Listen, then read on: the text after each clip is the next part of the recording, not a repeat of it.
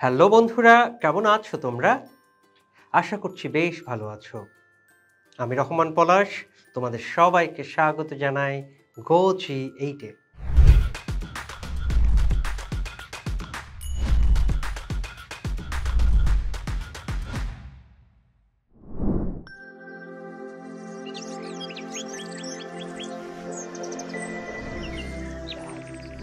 বন্ধুরা, আজকের এপিসোডে আমরা একটি নতুন কবিতা নিয়ে আলোচনা শুরু করতে যাচ্ছি। আর তা হলো একাদশ-দ্বাদশ শ্রেণীর বাংলা প্রথম পত্র বইয়ের আলো চায় কবিতাটি। যে কবিতাটি লিখেছেন সিকান্দার আবু জাফর। তাহলে চলো বন্ধুরা, আলোচনা শুরু করা যাক। বন্ধুরা, কবিতাটি শুরু করার আগে প্রথমে চলো আমরা এই কবিতার কবি পরিচিতি সম্পর্কে অর্থাৎ সিকান্দার আবু জাফর সম্পর্কে বিস্তারিত জেনে আসি। সিকান্দার আবু জাফর 1919 খ্রিস্টাব্দের 19শে মার্চ সাতক্ষীরা জেলার তালা থানার অন্তর্গত তেঁতুলিয়া গ্রামে জন্মগ্রহণ করেন। তার পূর্ণ নাম সৈয়দ আল হাশেমি আবু জাফর মোহাম্মদ বখত সিকদার। তার পিতার নাম সৈয়দ মহিউদ্দিন হাশেমি। আবু জাফর 1936 সালে প্রবেশিকা ও পরে কলকাতার রিপন কলেজ থেকে আইএ পাশ করেন। পরবর্তীতে 1939 খ্রিস্টাব্দে তিনি কলকাতার মিলিটারি অ্যাকাউন্টস বিভাগে যোগদান করে পেশাগত জীবন শুরু করেন। এরপরে তিনি সিভিল সাপ্লাই অফিসে চাকরি করেন। বন্ধুরা, মূলত তিনি পেশায় ছিলেন একজন সাংবাদিক। কাজী নজরুল ইসলাম সম্পাদিত দৈনিক নবযুগ পত্রিকায় সাংবাদিকতার মাধ্যমে তার সাংবাদিক জীবন শুরু হয়। এছাড়া তিনি ইত্তেফাক, সংবাদ, মিল্লাত ইত্যাদি পত্রিকায় সাংবাদিকতা করেন।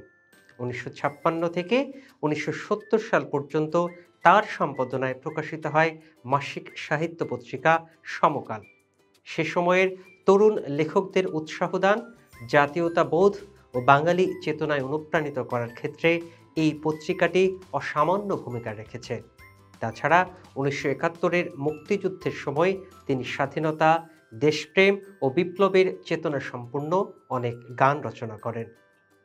বন্ধুরা, তার রচিত আমাদের সংগ্রাম চলবেই এই গানটি মুক্তিযুদ্ধের সময়ে এদেশের মুক্তিকামী জনতাকে অনুপ্রাণিত করেছিল। সিকান্দার আবু জাফর সাহিত্যের প্রায় সকল শাখায় বিচরণ করেছেন, তবে তার মূল পরিচয় হলো তিনি একজন কবি। তার উল্লেখযোগ্য সৃষ্টিগুলোর মধ্যে রয়েছে কাব্যগ্রন্থ প্রসন্ন প্রহর, বৈরী বৃষ্টিতে, তিমির রাত্রিক, কবিতা, বৃশ্চিক লগ্ন, বাংলা ছাড়ো ইত্যাদি।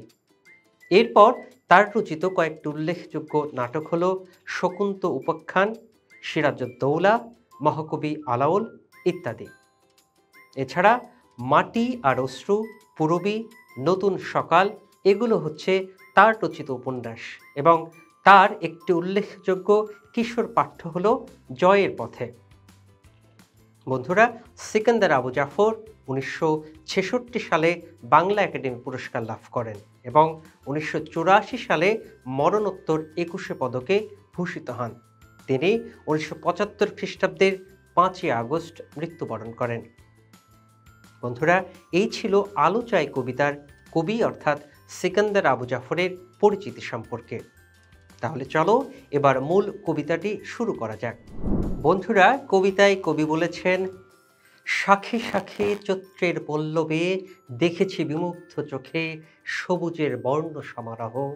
সে বর্ণের কিছু আছে রহস্য জটিল, কিছু আছে অন্তরের কথা। বন্ধুরা, কবি এখানে বোঝাতে চেয়েছেন যে চৈত্রের পত্রপল্লব সাধারণত বহু বর্ণিল হয়ে থাকে। এ সময় গাছের শাখায় শাখায় চৈত্রের পত্রপল্লবের সবুজ রঙের বর্ণিল সমারোহ তিনি অত্যন্ত বিমুগ্ধ হয়ে দেখেছেন। এই বর্ণিলতার মধ্যে অফুরন্ত রহস্য লুকিয়ে থাকে। তবে যিনি সৃষ্টিশীল মানুষ, প্রকৃতিকে দেখার চোখ আছে যার, তিনি সেই রহস্যের মধ্যে অন্তরের কথা অর্থাৎ মানব মনের কথা শুনতে পান। বন্ধুরা, এরপর কবিতায় রয়েছে, পত্র ঝরা শাখা বৃন্ত প্রাণে কি অব্যক্ত অনুনয় ছিল, রুক্ষ শাখা ঊর্ধ্ব শূন্যে কি কথা শোনালো, উচ্ছ্বাসিত বেদনার প্রাণ স্পন্দন নিয়ে কোথা থেকে এলো এই সবুজের শিশু, তার কিছু ইতিহাস অদৃশ্য অক্ষরে আছে লেখা। বন্ধুরা, কবি এখানে বোঝাতে চেয়েছেন যে ঝরে যাওয়ার মাঝে দুঃখ থাকে।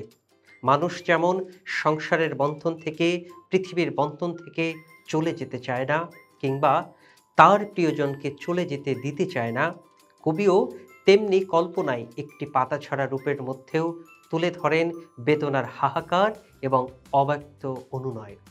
কিন্তু বেদনাই যে শেষ কথা নয়, কেননা সৃষ্টি আছে, প্রাণ আছে, আছে প্রাণের কোলাহল। ঠিক তেমনি সবুজ শিশু তারই প্রতীক। আর এই সৃষ্টির মধ্যে গোপন এক ইতিহাসের মতো লেখা থাকে জীবনের জয়গান।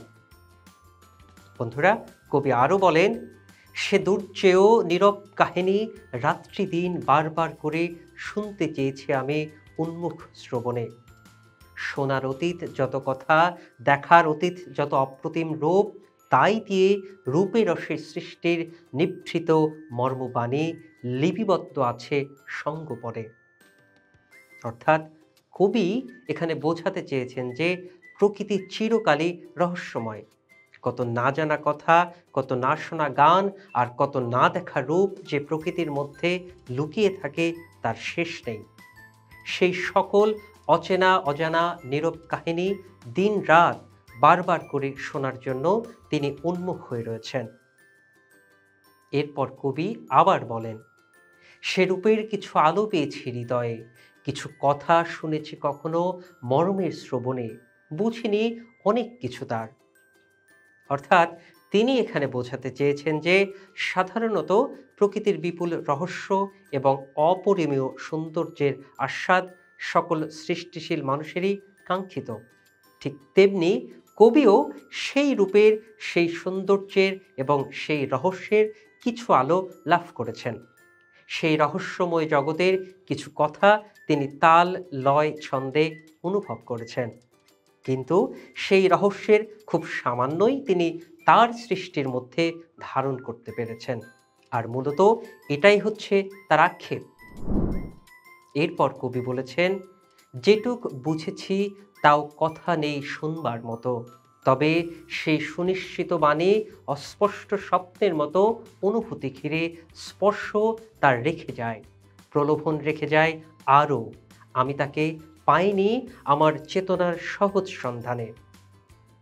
বন্ধুরা, কবি এখানে বলতে চেয়েছেন যে এই রহস্যময় জগতের যতটুকুই তিনি ধারণ করতে পেরেছেন তা মানুষকে শোনানোর জন্য যথেষ্ট নয়।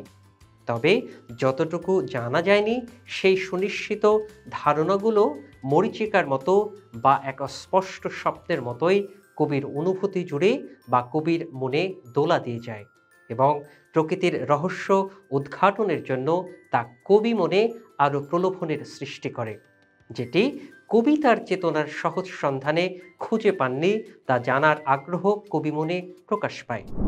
বন্ধুরা, অবশেষে তিনি বলেছেন, তবু তাকে দেখবার বুঝবার অশেষ বিস্ময়ে রুদ্ধ দ্বার হৃদয়ের কাছে অনুনয় করি বারংবার, আলো চায় আরও আলো, অন্তরের তীব্রতম আলো। বন্ধুরা, কবি এখানে বোঝাতে চেয়েছেন যে তার সৃষ্টির মধ্যে জীবন ও প্রকৃতি যতই রহস্য ও সৌন্দর্য উন্মোচন করুক না কেন, তিনি কখনোই পরিপূর্ণ তৃপ্তি লাভ করবেন না। তিনি প্রকৃতিকে আরও গভীরভাবে অবলোকন করতে চান, পাশাপাশি উন্মোচন করতে চান এর গোপন রহস্য ও আনন্দকে। বন্ধুরা, এই ছিল আলো চাই কবিতাটি। আশা করছি কবিতাটি তোমাদের বেশ ভালো লেগেছে। কিন্তু বন্ধুরা, এখন প্রশ্ন হলো যে কবিতাটি পড়ে তোমরা কি শিখলে বা কি বুঝলে? কবিতাটি ভালোভাবে বুঝতে হলে এর মূল ভাব সম্পর্কে আমাদের জানা প্রয়োজন। তাহলে চলো বন্ধুরা, এবার আমরা এই কবিতার মূল উপযোগ্য বিষয় সম্পর্কে জেনে নিই। তার আগে তোমাদের একটি বিষয় জানিয়ে রাখি, আর তা হলো আলো চাই শীর্ষক কবিতাটি কবির প্রথম প্রহর শীর্ষক কাব্যগ্রন্থ থেকে চয়ন করা হয়েছে। বন্ধুরা, এই প্রথম প্রহর কাব্যগ্রন্থটি 1965 সালে প্রকাশিত হয়। এখন আসি কবিতাটির মূল ভাব প্রসঙ্গে। কবি সিকান্দার আবু জাফর প্রকৃতির মধ্যে যে বিপুল রহস্য ও সৌন্দর্য লুকিয়ে আছে, মূলত তার স্বরূপ ও তিনি এই কবিতায় তুলে ধরেছেন। প্রকৃতির অন্তর্লোকে যেন সঙ্গোপনে লুকিয়ে আছে সৃষ্টির নিভৃত মর্মবাণী। এই মর্মবিচ্ছুরিত আলোর স্পর্শে কবি মন সর্বদা উদ্দীপ্ত ও অনুপ্রাণিত। কবি মনে করেন আনন্দ বেদনায়, নীরবতা ও শব্দময়তায়, ছন্দ তাল লয়ে প্রকৃতি চিরকালই ঐশ্বর্যময়। প্রকৃতি সেই বিপুল ঐশ্বর্যের আহ্বানে সাড়া দেওয়া একজন কবি নিজের অর্জন নিয়ে কখনোই তৃপ্তি লাভ করেন না। সে অতৃপ্তির বেদনা নিয়ে কবি সৃষ্টিশীল সত্তার কাছে শক্তি ও আলোর প্রার্থনা করেন। বন্ধুরা, এই ছিল আমাদের আজকের আলোচনার বিষয়। পরবর্তী ক্লাসে আবার দেখা হবে। ততদিন পর্যন্ত তোমরা সবাই ভালো থেকো, সুস্থ থেকো এবং GoG8 এর সাথেই থেকো।